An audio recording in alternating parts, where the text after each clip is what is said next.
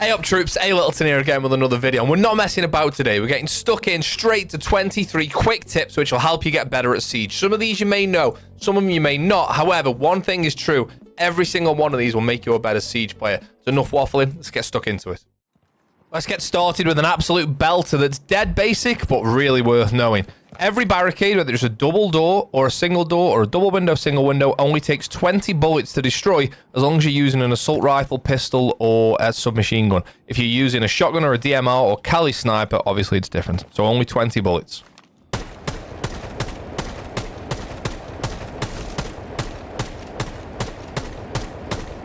That's 19. 20. This is really useful for when you want to push through a window or a barricade. You can prep it so it's only one shot when you're ready. Same with pistols, 20 shots again.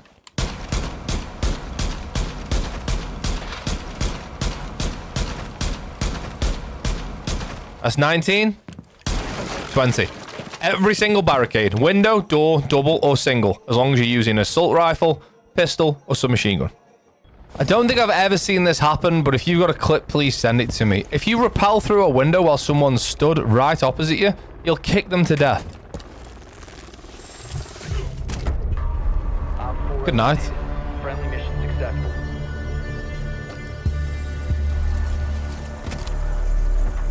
Deployable shields are still bulletproof before you've actually deployed them.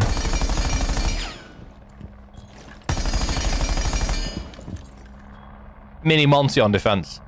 There are quite a few places where Maestro can place cams in the corner of rooms over hatches and then shoot out the hatch, which will stop people from being able to melee the camera to smash it.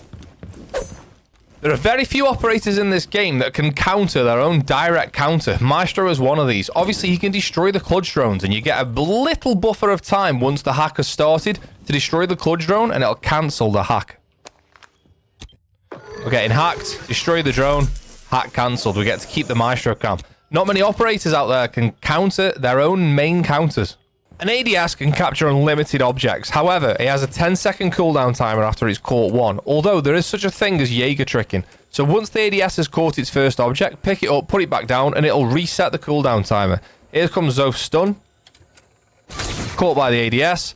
If you pick that up, put it back down. That'll then catch another one. You don't have to wait for that 10 seconds. It's tricky sometimes because you're not always in a great place where you can pick up and put down an ADS. But on some anchor locations, it's really useful to know where you can get more value out of just one ADS. If a defender runs out and it shows a question mark above the operator's head, you know that's Alibi. Every other operator will show the icon above the head. The question mark means it's Alibi. Whilst we're talking about Alibi runouts, no longer, a lot of people know this, but I'll throw it in. No longer does a Prisma show as enemy outside like it used to for ages. So throwing Prismas outside now doesn't make any difference.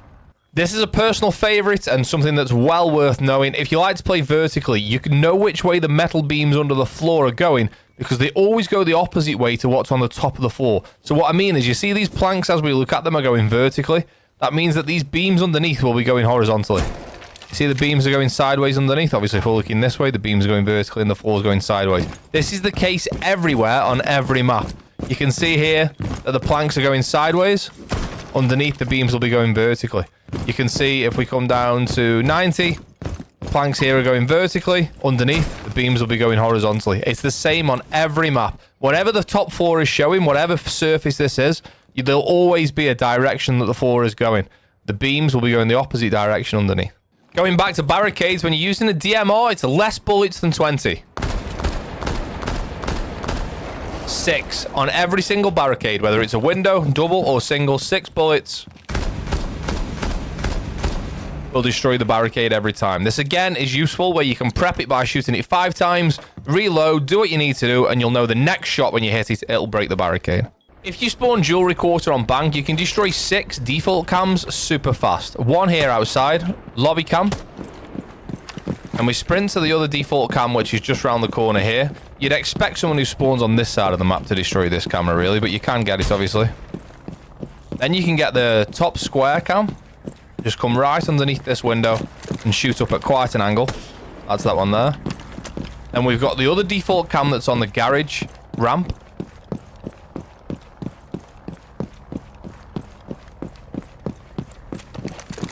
Just here.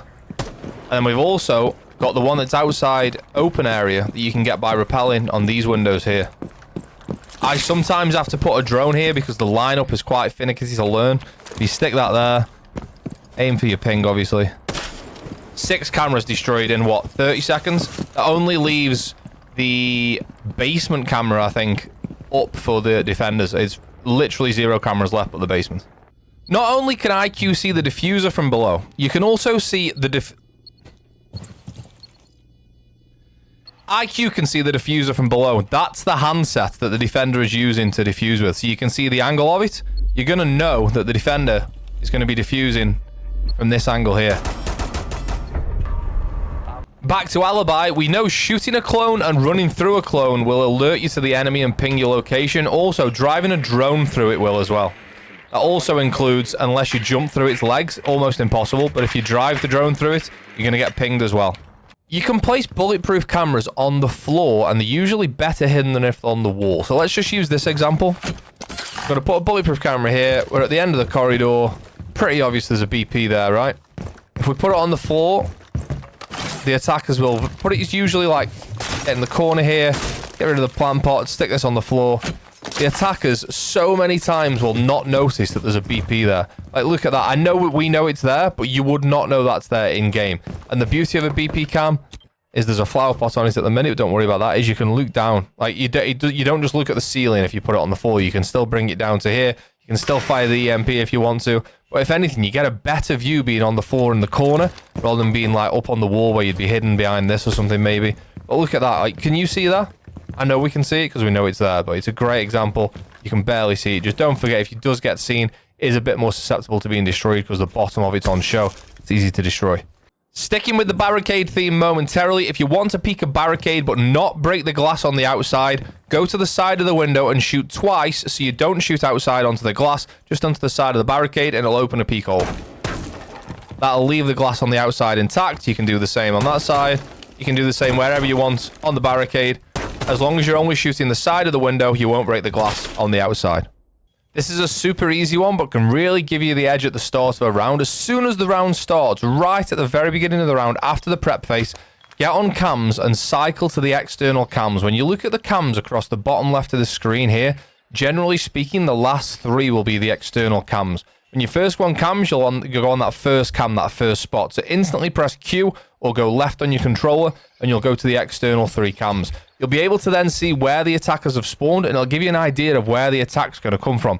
You can see Zafir here is about to get rid of this cam, and as soon as you see the cam's gone, you'll know that that's where the attack's going to come from, depending on how many people you see. If you see 4 attackers spawn out by ruins and only 1 attacker spawn north side, you know that the attack's going to come study side. If you see 4 over north side, 1 ruins, or whatever the split is, you can have an idea of where they're going to come from, and you can then, depending which operator you're playing, you can think, right, well, if I'm playing Fenrir here, actually, I'm going to not activate the Fenrir here. I'm going to activate the Fenrir here because there's more attackers going to be coming from this side of the map.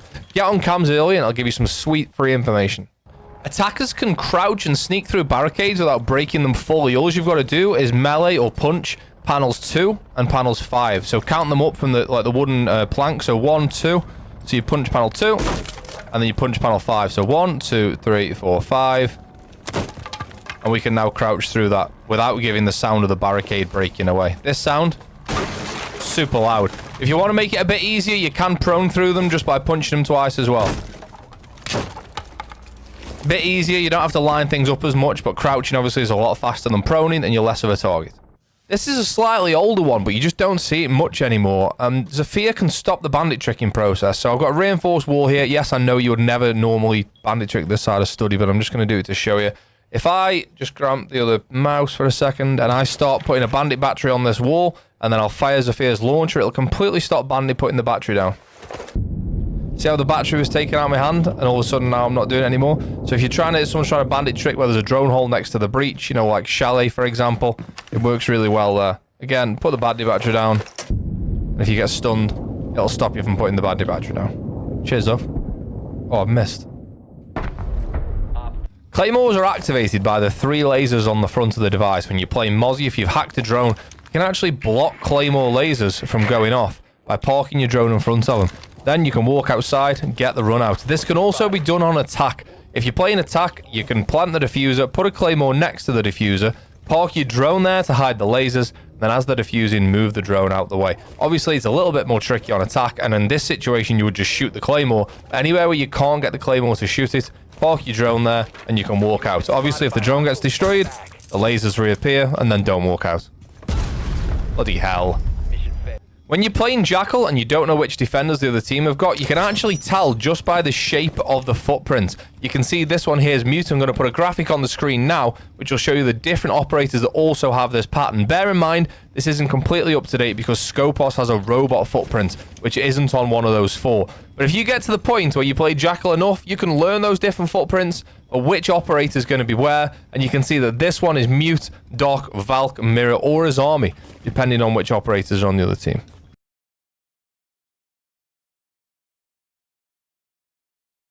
Sophia's stuns can actually bounce around corners. As soon as they hit a surface, they bounce off.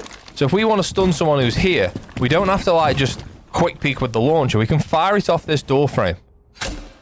Did you see that it's gone off over in that corner of the room? Let's go somewhere else, and again, let's just use this example off a door frame. We want to stun someone who's at the back of Exo, like let's just say here. You don't have to just like quick peek around the corner here. We can fire it off the doorway. That goes at the back of Expo. Stun goes off over there. Don't forget, it'll go off as soon as it comes into the range of the person who's close to it. So if someone was stood here, it wouldn't go all the way over there. It would go off as soon as it gets next to them. But bounce them around corners.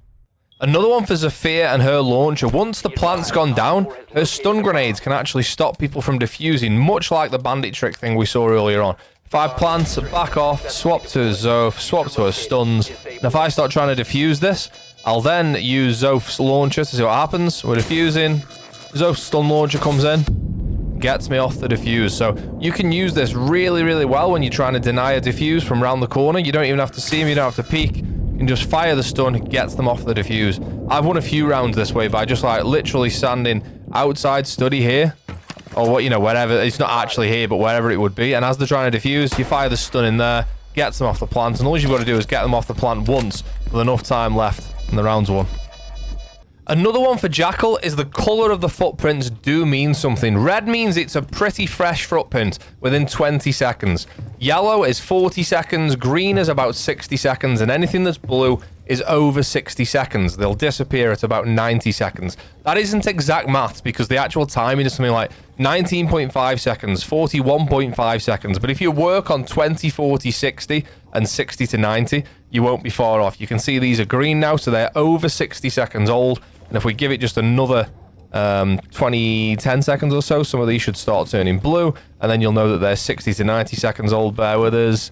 And there we go. Here come the blue ones now. It's where I just ran. So you'll see that they start turning blue. So you can see the green ones are fresher than the blue. So it goes red, yellow, green, blue. Red being the freshest prints. The fresh prints. What? When you're playing Wumai, don't throw magnets on doorways where there's other utility. Let's pretend this is not a prox. Let's pretend this is like an Alibi or a Fenrir FNAT or a bulletproof camera, whatever it might be. Or even a prox mine's fine. Don't throw your magnet there because don't forget, Wumai catches the frag grenades and it will still explode, therefore destroying anything that's on this door. If you're worried that frags are going to be thrown towards here, throw it somewhere else. Throw it like there. That will still do a perfect job. I'll show you 2 examples of these 2 magnets in place. One there. Sledge throws the nade in. Jump on the mouse. Sledge throws the nade in.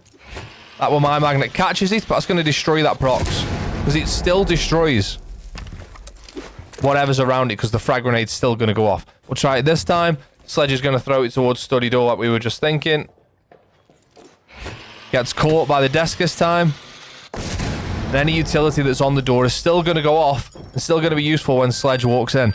If that was the magnet was there, that'd be destroyed. You wouldn't hear when he walks in. Place your magnets in more sensible locations than just right on the door that'll destroy other things. So there we have it. For someone who talks about subjects far too much for far too long, I've done as best I can to rattle through them. I wanted to talk about them for a bit longer, but that's not what this is about. It's sort of in, out, next one. Maybe we'll make more videos that are sort of longer form, talking about things in a bit more detail, but I think that covers everything that you need to know for each one of those things.